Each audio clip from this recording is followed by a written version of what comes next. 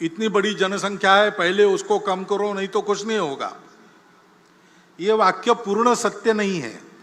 ये बात सही है, जनसंख्या जितनी ज्यादा उतना बहुत ज्यादा, लेकिन यही एक बात नहीं है, क्योंकि जनसंख्या जैसे एक बोझ के रूप में देखी जा सकती है, वैसे जनसंख्या का ठीक से उपयोग किया तो एक साधन बनता है, एसेट बनता है। आज अपनी इतनी ज्यादा जनसंख्या है तो जैसे उसका वर्णन बोझ के रूप में हो सकता है, वैसे हम ये भी कह सकते हैं कि हम आज डेमोग्राफिक डिविडेंड की स्थिति में है। 57 करोड़ युवाओं की संख्या किसी दुनिया के देश में नहीं है। चीन हमारा पड़ोसी बूढ़ा हो चुका है, हम जवान रहने वाले 30 साल तक। जनसंख्या का विचार दोनों रूप से हो सकता है, वो एक साधन भी है, और एक परिस्थिति में विचार करता है तो एक बात लगती है, दूसरे परिस्थिति में विचार करता है दूसरी बात लगती है। चीन की इतनी ज्यादा जनसंख्या थी, उनको बोझ लगने लगा, उन्होंने एक परिवार में एक संतान और बाद में नहीं संतान, ऐसी नीति अपनाई। बड़े कड़े प्रयास से उन्होंने उसको लागू किया। हुकुमशाह है वहां, डिक्टेटरशिप है, यशस्वी हो गए। लेकिन फिर उनके ध्यान में आ गया अब सब बूढ़े ही बूढ़े हैं, काम करने के लिए जवान कहां से आएंगे। तो अब उन्होंने 2 संतति को प्रोत्साहन देना शुरू कर दिया। हमारे यहां क्या है, हमको भी विचार करना पड़ेगा।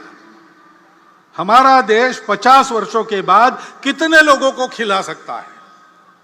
उस समय समाज में काम करने वालों की कितनी संख्या चाहिए, काम न कर सकने वाले उस समय कितने रहेंगे। आज के 57% युवा 50 साल के बाद काम करने की स्थिति में रहेंगे क्या। अपने देश का पर्यावरण कितने लोगों को खिला सकता है, कितने लोगों को झेल सकता है। इतने लोगों के शिक्षा की, स्वास्थ्य की क्या व्यवस्था हम कर सकेंगे। इतने लोग काम करेंगे, रहेंगे भी, क्या क्या करना पड़ेगा। और केवल देश का प्रश्न नहीं है, जन्मदात्री तो माता होती है, वो हमारी मातृशक्ति का सशक्तिकरण हमने कितना किया है, उनका स्वास्थ्य कैसा है, उनको उनकी इच्छा क्या है, उनकी आवश्यकता क्या है। परिवार की भी आवश्यकता होती है, परिवार का भी विचार क्या है। यह एक समग्र विचार करके एक नीति बनानी पड़ती है।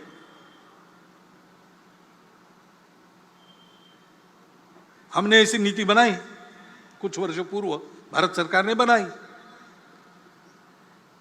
और 2.1 ऐसा एवरेज संतान, हमने उसको इतनी अच्छी तरह लागू किया, दुनिया को भी ये उम्मीद नहीं थी, वो आश्चर्य कर रही है।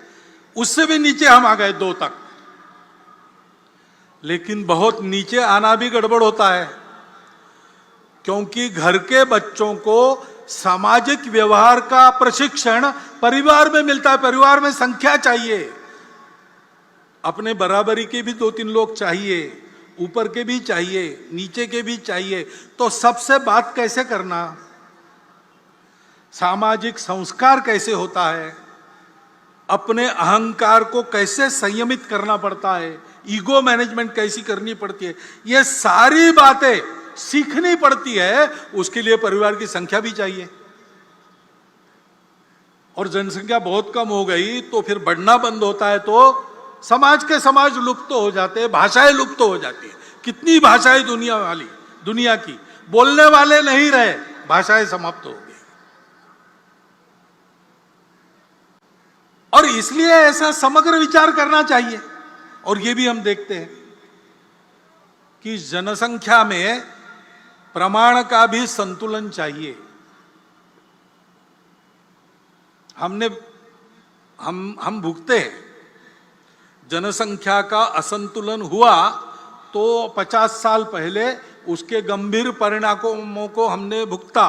और केवल हमारा ऐसा हुआ ऐसा नहीं, आज की तारीख में पूर्व तिमोर नाम का एक नया देश बना,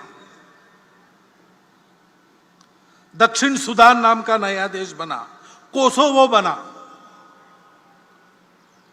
जनसंख्या में पंथ संप्रदाय के प्रमाण में अंतर आने से नए देश बन गए, देश टूट गए। यह असंतुलन जन्मदर एक भाग है उसका, लेकिन जोर जबरदस्ती या छल कपट से, लालच से मतांतरण, यह सबसे बड़ा फैक्टर है। और जहां सीमा पार से घुसपैठ होती है, वहां घुसपैठ से भी यह होता है। उस संतुलन का भी ध्यान रखना देश हित की दृष्टि से अनिवार्य बात है। और इसलिए जनसंख्या की एक समग्र नीति बने, वो सब पर समान रूप से लागू हो, एक बार बनने के बाद किसी को छूट न मिले और समाज इसको स्वीकार कर ले, इसलिए उसके लिए मन बनाकर उसको लाया जाए, इसकी आवश्यकता है। क्योंकि फिर से समाज में अगर उसको नहीं माना तो नीति क्या करेगी? समाज स्वीकार करता है, अगर लाभ देने वाली बात है, स्वार्थ की बात है, समाज सहर्ष स्वीकार करता है, उसको लिए समझाना नहीं पड़ता। लाभ दिखता है या 3 साल के बाद, 5 साल के बाद, 10 साल के बाद बच्चों को मिलने वाला है, ये अगर पक्का है, समाज उसको स्वीकार करता है।